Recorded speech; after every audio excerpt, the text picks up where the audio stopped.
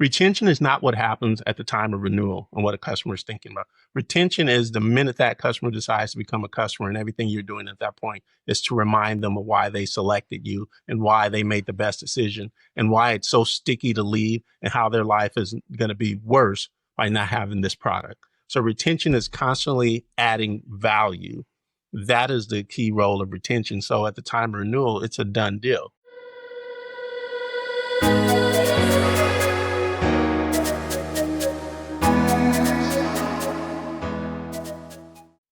Hi, everyone, and welcome back to Your Customer Success. My guest today is JP Dumas. JP is a CX and retention strategist and the founder of CX and Growth Strategies, LLC. He's held senior level positions at such large organizations as Altice, Spectrum, and Expedia. And he's a partner with the CX on the Rocks Collective, making him the fourth member of that team to be on the show. JP, welcome to the show. Hey, thanks for having me. And hey, I made the top 4. Hey, Mom. You made that. Everybody else should be on notice in the collective, and we'll talk about that as we go. But certainly, we're happy to have you here. We've had Sean Albertson, Stacy Sherman, and Dave Seaton on the show. So that's quite a group we have, and we'll definitely get to that as we get through the episode.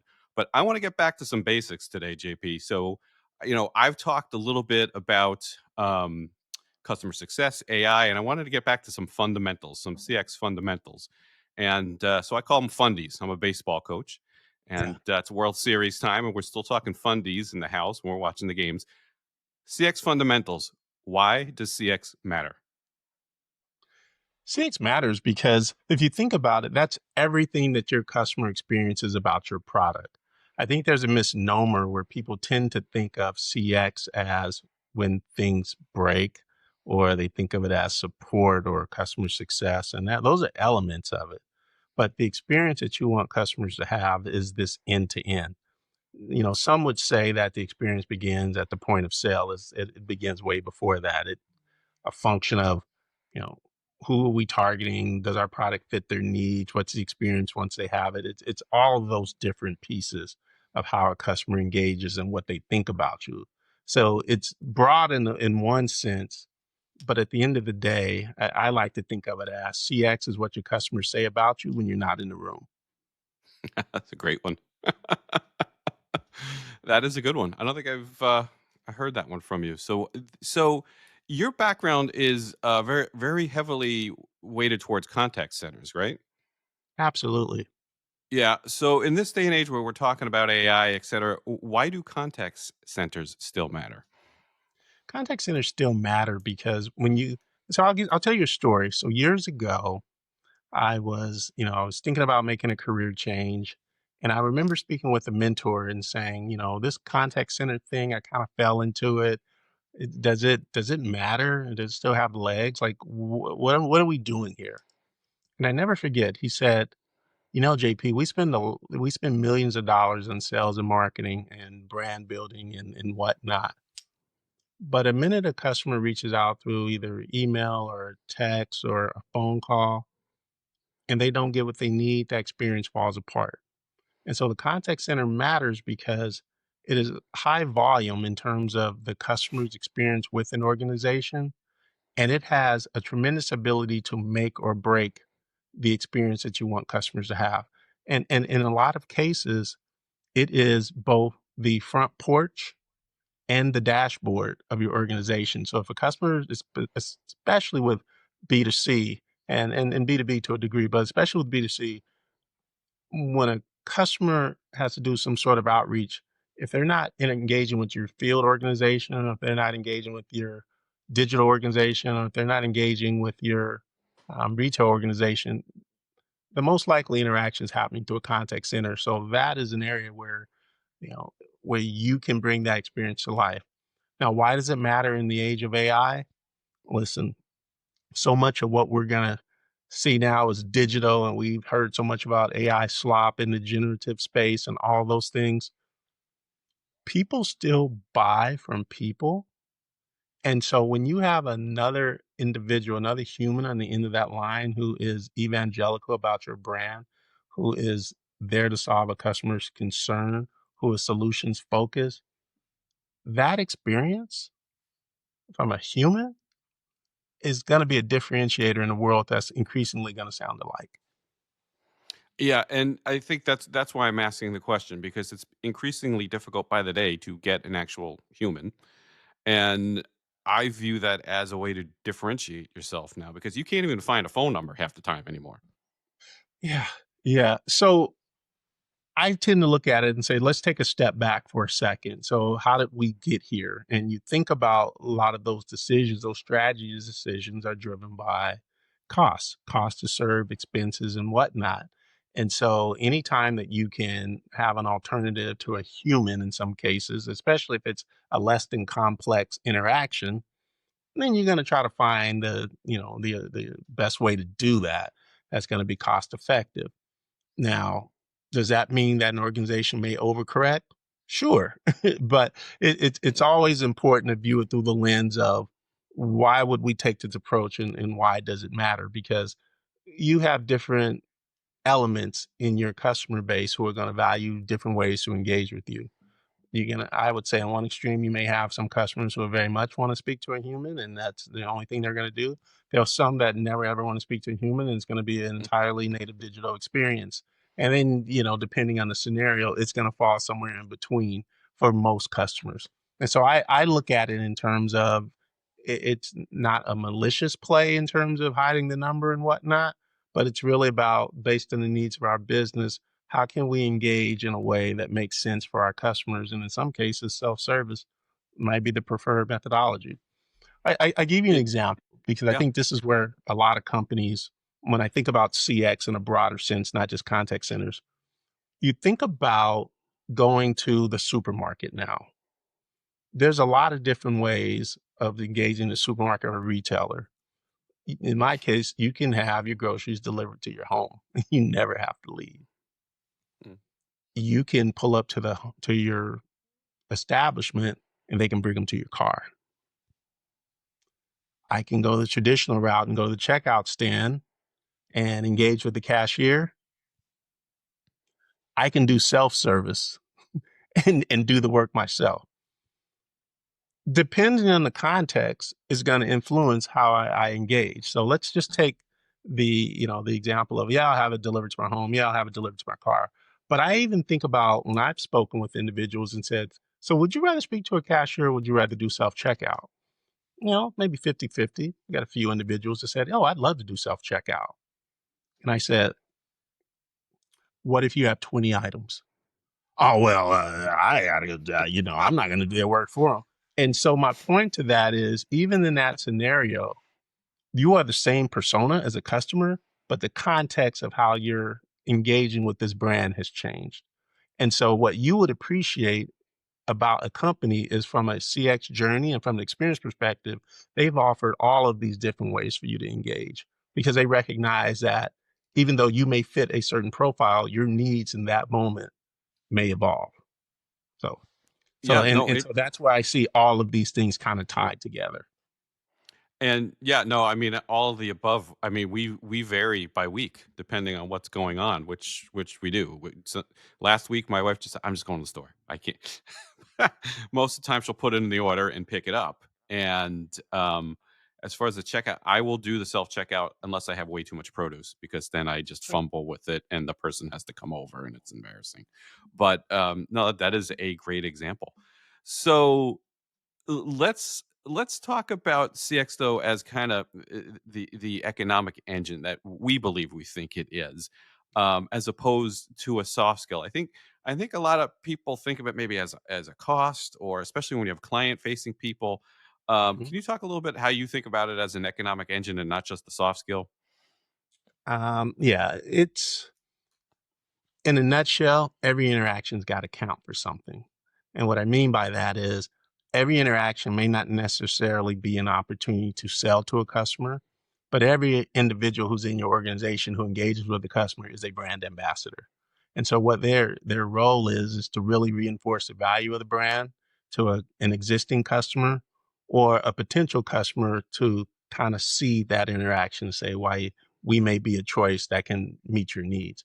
And it's also about those solutions. So it's more than just about putting out fires. It's really about saying, we have a product, we have a solution that can meet your needs. We have the ability to take away pain in some cases by purchasing our product, whatever it is. And I think about, there's so many different parts of the experience.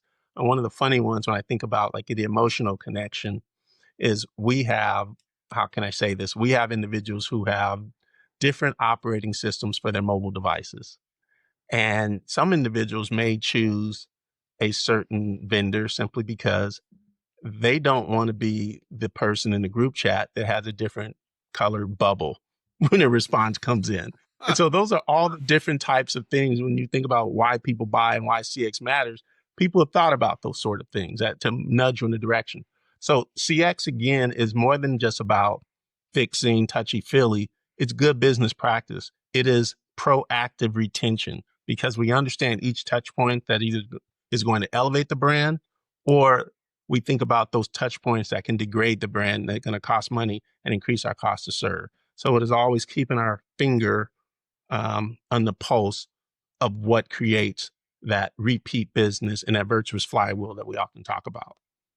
Right. And to me, it's the repeat business, but it's also the retention, right? Now, it depends on what business you're in. But to me, I've always preached that the power is in the retention, and then you have a green referenceable client. Yeah. Retention near and dear to my heart because I'm a recovering salesperson who, midway through my career transitioned into the customer retention piece.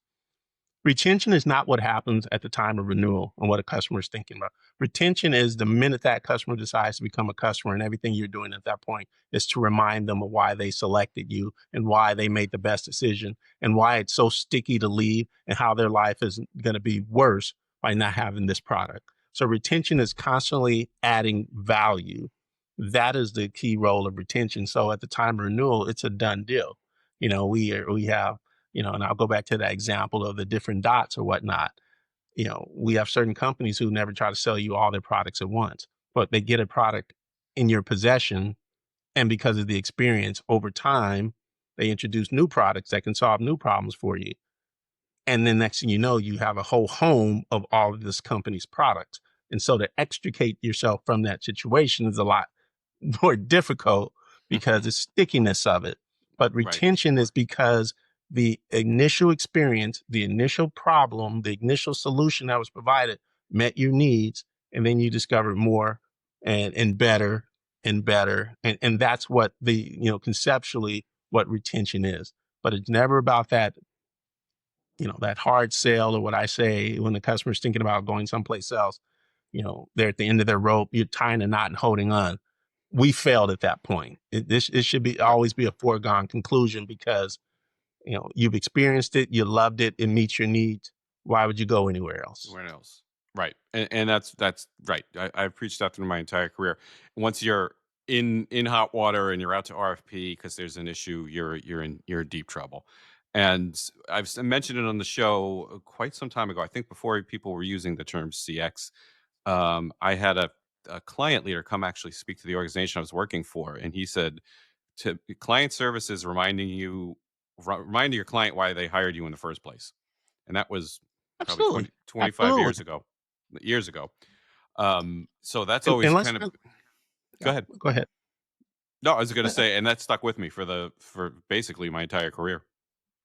Absolutely. And let's not lose sight of the fact that, again, as I mentioned earlier, people buy from people. So the relationship still matters. A relationship that says, when I engage with you, what I also have a glimpse into what sort of experience your team is having with your brand.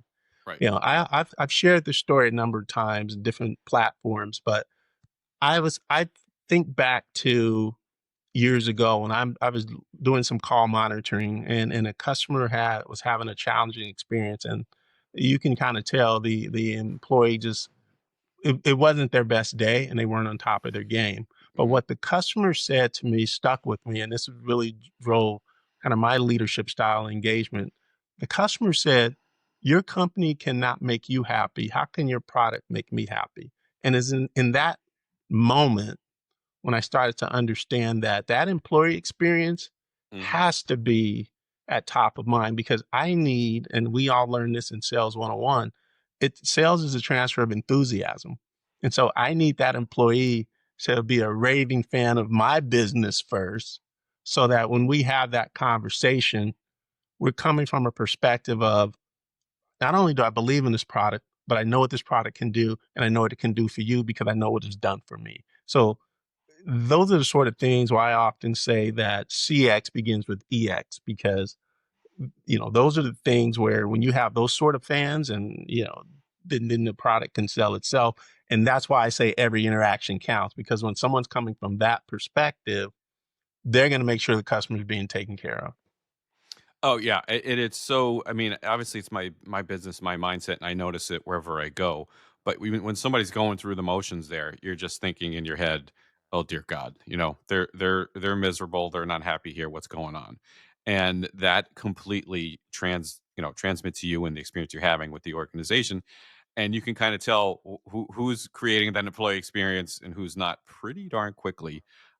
Certainly these days, after talking with you folks as much as I have, but I'm attuned to it. But it's Yeah, crystal clear. I mean, but it could be anywhere. I mean, you don't think much when you go fill up your car with gas. And this town actually, it's all full serve. You're not allowed to yeah, yeah, technically go yeah. out and You're do not self allowed serve. to. And so talk about a guy who was just happy to be there. I was filling up this Saturday and was coming back from soccer with my youngest, and he came walking out just the tank was filling, and he held up a Tootsie Pop to me. He kind of gave me a wink, and I gave him the thumbs up. And he was just all smiles, and he handed it to my little guy in the back. And you know what I mean? Just happy to be there. It was just Yeah, just the Gulf station. I usually don't go there, but you can tell the guy's just at least enjoying himself doing a tough job of filling up cars with gas all day. So, yeah, um, little goes a long absolutely, way absolutely, sometimes. absolutely. And even when you think about, and just even casual conversation after, I refer to this like the backyard barbecue test. Like, you'll have individuals, they'll tell you whether it worked pretty quickly, because Yeah. there's some pride in that brand. So you can imagine how that translates to customers. When I walk into a company, one of the things I often look at, and I'd ask the leaders, and I said, when your people go to lunch, do they hide their badge? Do they cover up their logo, or do they wear it with pride? Because that says a lot about your culture Hmm. and how that translates to customers. Because if you've got, and we can name, the companies that come to mind when we think about great brands. I'm going to be in the community. I'm going to be in the wild. I'm going to let people know. And if a customer approaches me, we're going to have a conversation, and that's going to be a great conversation, as opposed to, these aren't going to. We don't run from customers, and we don't hide from customers, right? We engage, and so these become great opportunities again to reinforce that brand. It's so true, and it makes such a difference. So let me keep it going with this question. So given that, what distinguishes a CX minded company from one that's just kind of going through the motions and kind of customer friendly, like we just talked about? I mean, giving a Well, lollipop is nice, but that doesn't mean they're a CX minded right, company. right. Well, I think I mean, ultimately, we're business, right? And it comes down to the profit. It's a function of how do you track true value. There was this kind of, I don't want to say movement, but there was so much energy around delight and going over the top for customers. But you are a for-profit entity, and the way you translate that into is, in my view, is three things that we evaluate. Are we growing our customer base? Are we increasing our share of wallet in terms of revenue? And are we doing it in a most efficient manner? That is the true measure of CX. You're getting, like, think of it this way. Your NPS is accelerating, but you're not seeing it in your bottom line or your customer growth. Then then you're essentially just a good PR firm at that point, right? Yeah. Like, it needs to translate to the bottom line. There's no two ways about it. You're either getting better, you're growing, and the customer is rewarding that sort of behavior because that's valuable to them, or it isn't. So, and I think that gets to your point around, customer friendly. Those become vanity metrics. It Right. should have a direct result on your bottom line. Right. And yeah, I mean, I call it metrics myopia, right? It's just we're just working on metrics or focus on metrics because we have to have metrics because we need metrics. And you can't manage what you can't measure, so I got to have metrics. Yeah, I mean, at And the end of the day, you say, okay, well, let me look at this. What is your employee EMPS? What is their level of attrition? How many people are they telling to come work here? How many of your customers are sticking around? What's your retention rate for them? How much are they spending? Are they increasing? Are same store sales going in the right direction? All of these things, market share, those are indicators of whether or not that experience is being delivered. Because yeah, you can always have you think about it, you always have a great product, product led, like we sell a lot of product. But to the point you made earlier, there comes a point where you know, we don't want to have an expensive acquisition problem like the one I mentioned when your NPS is here, but you're not growing. Expensive acquisition problem. What you want to have is a virtuous flywheel from a retention perspective. That's how that shows up. So it's less about the vanity and more about the practicality that your CFO is comfortable with. yeah, no, absolutely. So, um, I like to get into what are we doing about it. So what do we do about it? How do we make things better? How do we talk about these things? Can you maybe share a little bit what with the audience about what you're doing with the CX on the Rocks Collective? Yeah. So with regards to CX on the Rocks, what we do is we work with individuals who are both in chair, so think about it as VP and above of individuals who either have a CX background or are related to CX. And so that is those are the webinars, those are the workshop. This is the awareness of how do you fix these sort of things. Now, specifically the type of things that we focus on and within my wheelhouse really becomes that culture piece because I think culture becomes a foundation. There is a tools piece where you actually have to have the platform to deliver on this. And I think that's where we get into the AI discussions. Then you have the operational rigor that is required from a change management perspective. And then you go into your sales marketing and all these different pieces that pull in the holistic customer journey. And journey mapping is a big part of that because you have to see how your customer moves through your entire organization. And most importantly, you have to have a point of view in either predicting what's going to happen or proactively mitigating issues that can destroy that journey. So those are the things that you need to look at. I think the most powerful piece of that is, you know, identify what problem we're trying to solve because we often hear that in the business, but more importantly, what does it look like when we solve it? And that's why I come back to customer growth, revenue, and efficiency. At the end of the day, all of these activities coalesce around one of those three areas, or all three in most cases. And where could we find the collective? Why don't we give that out to the audience now? Yeah. So, CX on the rocks. Hmm. So that is, so easy to find CX on the rocks and, .com. That's one way to find us. You can always find us on LinkedIn as well as you search for us. And, those are probably the two most important areas. And then once you log in, you can become a member and then you can join our collective and then we'll have these sort of workshops for you.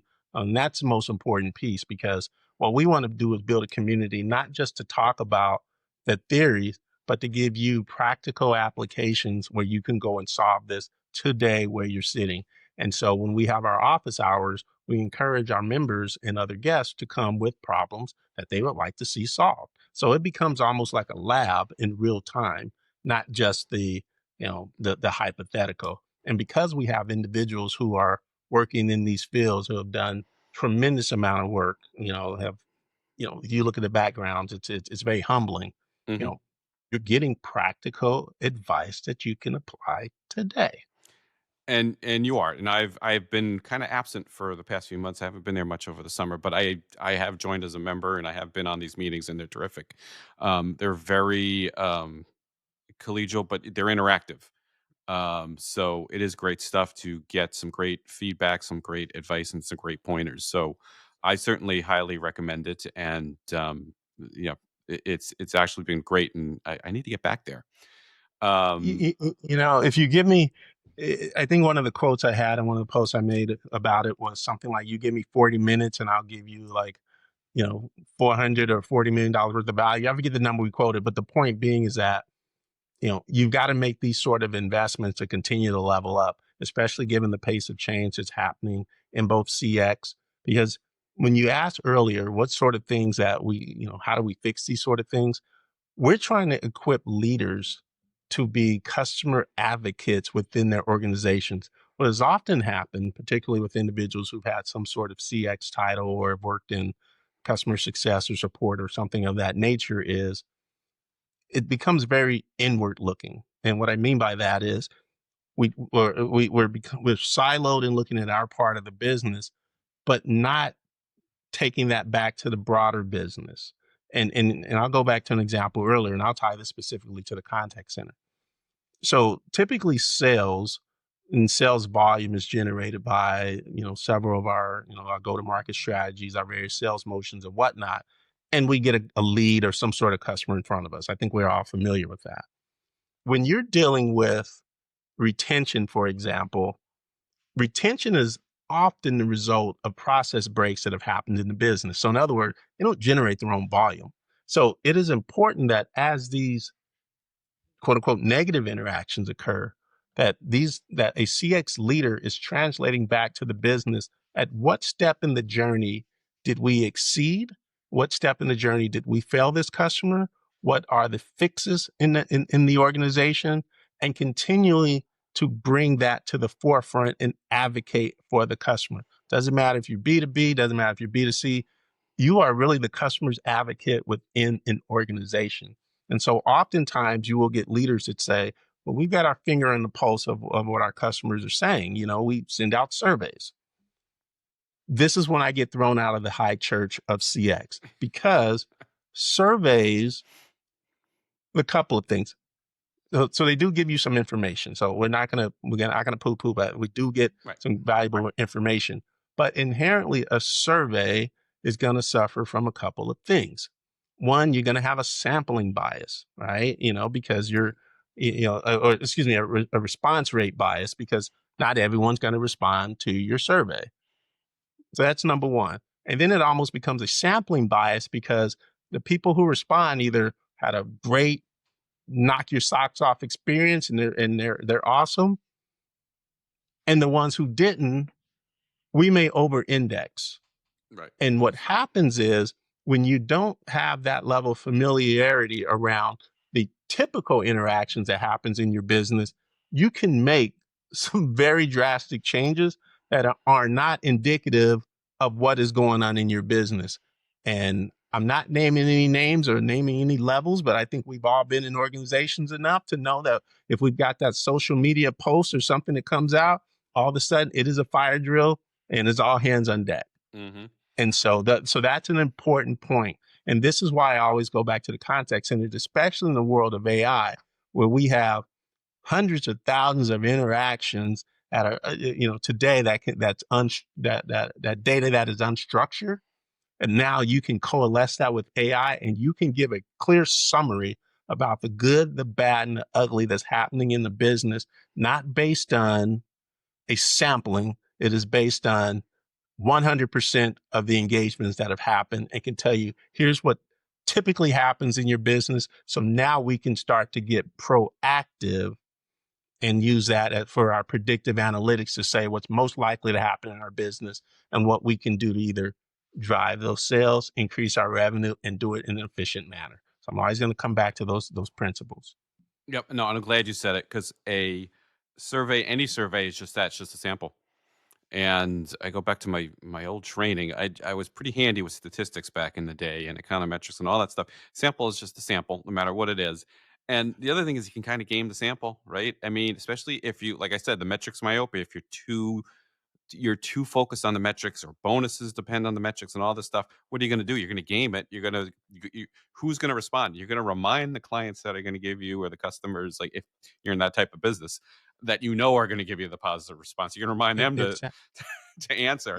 And then you see the ridiculous gaming of it, which is like, if you don't give me a 9 or a 10, you'll see something like that on the You're leading the witness. you're leading the But I witness. think I back love to those. I think back to, I remember sitting in a room in one of my engagements. I think it may have been Expedia, but I remember looking at this data and looking, NPS and looking at repeat rates, all this stuff, right? And what jumped out at me is, at the time we were under the impression that, you got to give them a wow experience. It's got to be consistent. It's got to be over the top. Boom, boom, boom. And we know customers' experiences always change. But the customer who had an issue and that issue was addressed, those customers actually purchase more. Mhm. And it's counterintuitive to everything you think about. You say eliminate issues, have a smooth experience. And this doesn't mean that we go and drop customers on their heads, but Mhm. what it means is that people are rational enough to recognize that, sometimes things are going to go wrong. Sometimes things are going to break, but it's in that moment as a company, how you address it Right. matters more than if they didn't have an issue. And I think that's why you get companies like, the famous, Rich Carlton example where they give an employee, X amount, I think it's like $2,000 to make it right for the customer on the spot. And so when you have individuals who understand that their job is to make sure that we make it right, we're going to obviously try to prevent things from happening. But if those things do happen, we own it as a company. We're not going to say that you didn't read our terms and agreement properly. We're not going to say all these different things. What we're going to do is say, you know what? However we got here is how we're here. What can we do to earn your business? And you see those companies outperform. That's right. And when you sign those agreements, by the way, I don't have my lawyer handy to review the terms and agreements before I click on the buttons. Yeah. But no, you're right, because it shows when you're responded to appropriately, it shows, one, you've got your stuff together, one, you do actually care, but two, your moral compass is in the right spot. Because when you don't respond to it, it's basically the death knell of, like, are you kidding me? You can't make this right. But you goofed, you make it right, and you make it right in the right way. It's an opportunity to kind of shine and say, we've got our stuff together. Yeah, that's right. Yep. That's right. And it even goes back to what you mentioned earlier is that I can't even find the phone number or I can't even, I can't even find the chat bot. Like, you know, Oh, I do can you find the want to chat speak bot. to yeah, yeah. Well, do you want to speak to me or not? Right? No, they Because, don't. That's what we. exactly, depending on the complexity of the situation, and this is what I love about AI, when you start to do the sentiment analysis, we can start to identify when this needs to be offloaded to a human. So perfect example of, going back to my days in travel, because there's just so many interesting stories there. But if you think about a customer who, they booked their vacation, they've never had any reason to talk to you, and they're okay with that when we talk about customer personas and context, Mhm. everything's a digital experience. But when you find out your flight's delayed, and guess what? You're going to be stuck overnight. And I won't name a city, but Buffalo always comes to mind. But no, I don't want to offend our listeners in Buffalo. Love the city. But if you find out you're going to be stuck somewhere overnight, Mhm. that's not a chatbot conversation. That is a Mhm. human who is intervening, saying, "We've rebooked your flight. Here's what we've done. We got you rerouted," and you will value that interaction, even though there are a number of tools out there that can automate that and virtual agents and do all that. When that human says you're going to be good, then we're good. And guess what? I'm going to keep spending money with you. Yep. No, absolutely. This is great stuff. We've got time for one more question in the regular interview section. Then we've got to hit the segments. So this is a fun one. Given everything we just said, what's your personal litmus test for whether a company really gets CX or is just kind of using it as branding language? If they really get If CX, they really get it. yeah, it goes back to what I mentioned earlier. Do their employees believe it? And do their customers continue to buy? Those are the things that at the end of the day, that rubber hits the road. You can give me all the platitudes, but can I measure it in an earnings report? And can I measure it in your employee tenure and turnover? Those are the things, those are companies that really get it. You have raving fans on both sides of the aisle. Brilliant. Let's hit the segments.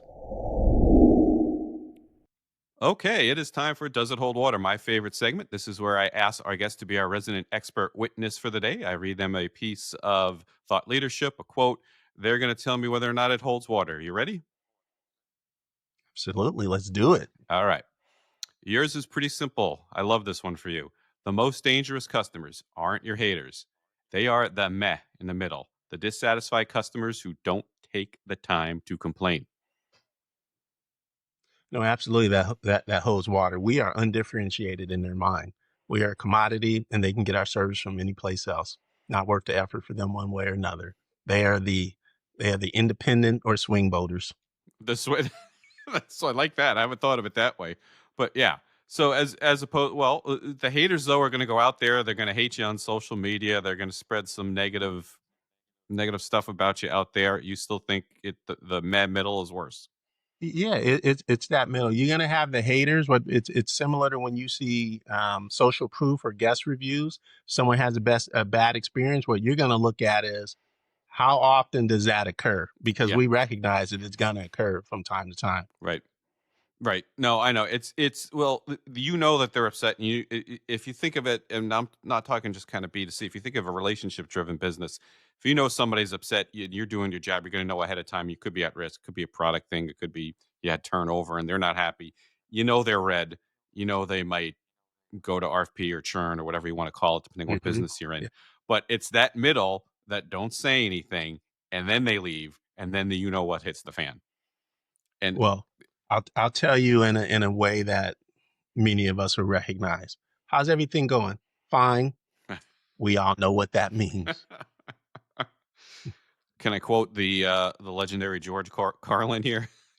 Bullshit, Absolutely. bullshit. Yeah. Hair is Yeah. fine, fine. Yeah.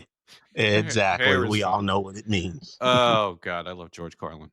All right, great stuff. Let's move to chip shots.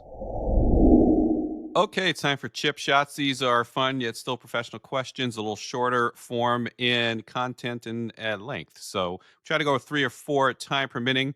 We always start with the book question. What is one book that has significantly influenced you professionally or personally? Either one.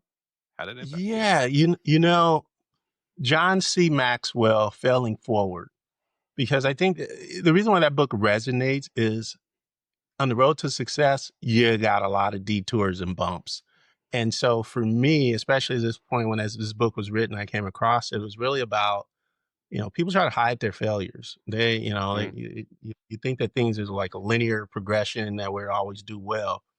You're gonna fail, but what's important is how do you get up from that? And that's also part of the process. And so it doesn't mean that you go out and break a bunch of stuff, but it's reminding you that don't internalize that. It is part of the process if you're gonna learn and get better. So I love that book, Failing Forward.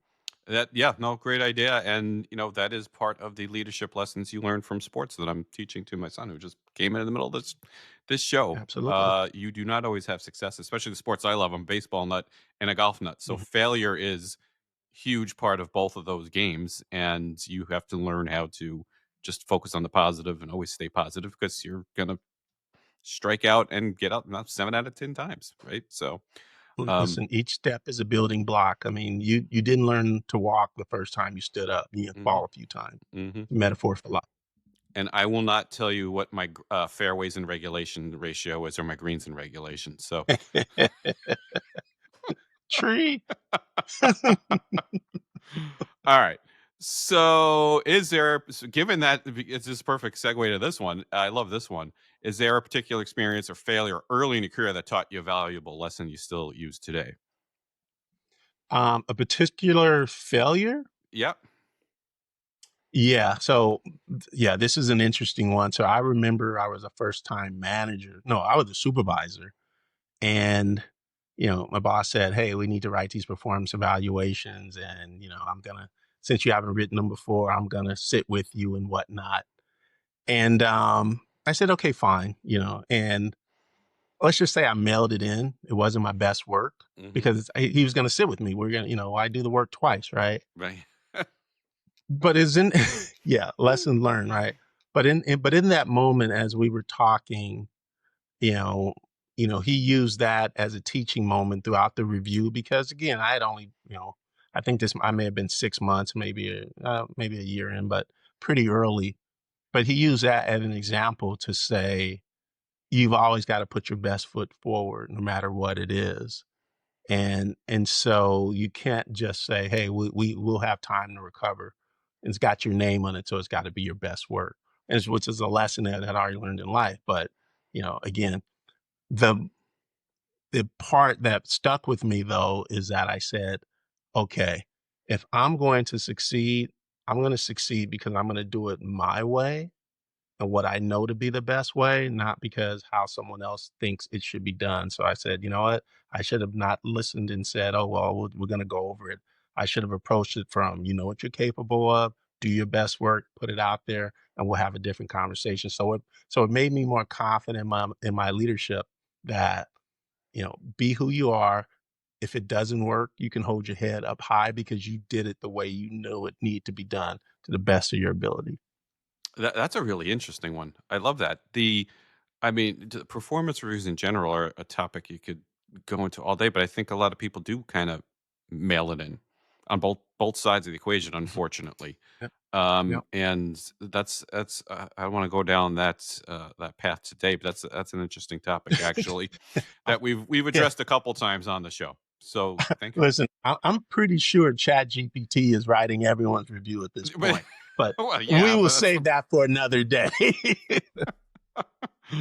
that is true. That is certainly true. All right, let's hit the leader question. I love this one. If you could spend a day shadowing a current leader, any profession, any industry, who would it be, and what would you hope to learn? Yeah, so the person I'm gonna select, I'm gonna shadow Elliot Hill.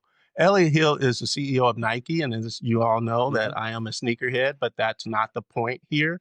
There's two reasons why we want to shadow Elliot Hill. And Elliot Hill, please accept my LinkedIn request. Now, with that said, Go for it. one, it's because he's well respected in the organization. Okay. But he was passed over for the top spot at Nike and retired. Oh. When he was So when Nike made that change about a year or so ago, and he was brought back, it was met with great fanfare because people recognize his value to the business and his years of service to the brand. So it's just a reminder that, sometimes your managers will give you the title, but the people will give you the leadership. And so that's an important piece. The second reason is the fact that Nike's at an inflection point where, you look at a lot of their shoes and revenue, it's coming from a lot of their retros, which is, I'll just say Jordan, that's 40-year-old tech, you know. But you look at the brands like Hoka, Uncloud, even, New Balance is having their moment, and a number of companies who are quite honestly are bringing it to Nike. Hmm. And so having a person who's been dyed in the wool, a brand evangelist coming back who's going to take on this big challenge, yeah, I want to be here for the story because one, not just the fact is it's never been about the shoes. Nike has been great about the branding, the storytelling, the community, Hmm. and then the commitment to pushing the culture forward. That's why so many of us recognize that swoosh. So many of us know what it means when we say just do it. It's all of those different things as part of that Nike ethos. And so you got someone who's there to bring that back. Yeah, I think I can learn something. That that is great stuff. And I thought it's got to be the shoes. It's all about the shoes. It's got to be the shoes. See, we know that one. See, Dated myself a little. shout out, Spike Lee. Yeah, Mars, right? yeah, yeah. So, awesome. So that is a perfect segue into my final question for you. We're calling an audible here. So, as you said, you are known as a bit of a sneakerhead. So, tell everybody what is in your starting rotation right now, and do you have a pair that you save for big presentation days? Yeah. So, obviously so here's my top five Nike because I get asked this question all the time. It's going to be Jordan 1, the Chicago version, because that's amazing, right? It is the one that started it all, white, black, and red, back in the day when everyone either had white shoes or black shoes. Number two, we're going to have black cement threes because that is just the grail, shout out 1988 and its companion piece. We got to have the white cement three that's a great one. I'd also say let's go with the black cement and bread Jordan 4s because shout out 1989. We got to have both of those sets in there. And I would say rounding this out is you can't go anywhere and not have the Jordan 11s. This is a shoe that is patent leather. This is where we made patent leather cool. So it was an easy layup here for the answer. You said, well, what do you wear for special occasions or suits? You can wear the 72 and 10s or you can wear the bread 11s or you can wear the jubilees, or the cap and gowns. any of those shiny patent leather, go with your suits, amazing shoes. But the most important thing is it comes back to the shoes for me are about authenticity, that you can show up as who you are. And we're now in a place where we used to exclusively have to wear the hard bottoms. And a lot of years we did that with the coat and tie. We all remember that because we're all in sales and whatnot. Mhm. To now we're at a point where we can have a little bit of comfort on our feet and have a little bit of fun with it. So that's a full expression of who we are. So that's why I'm a sneakerhead. Beautiful. That that is great stuff. So we got a style lesson out here, and hopefully I'll put up a graphic with those as we edit the episode. But JP Dumas, thank you so much for being on Your Customer Success. Where can everybody find you out there? Oh, it's so many ways you can find me. You can find me. First of all, I'm going to say, sign sign up for my podcast. It is Confessions of a CX Executive. Confessions of a CX Executive podcast. Of course, on LinkedIn, JP Dumas. You can find me there. You can also find me at cxgrowthstrategies.com. Number of different ways to find me, and we'll add that to the description below.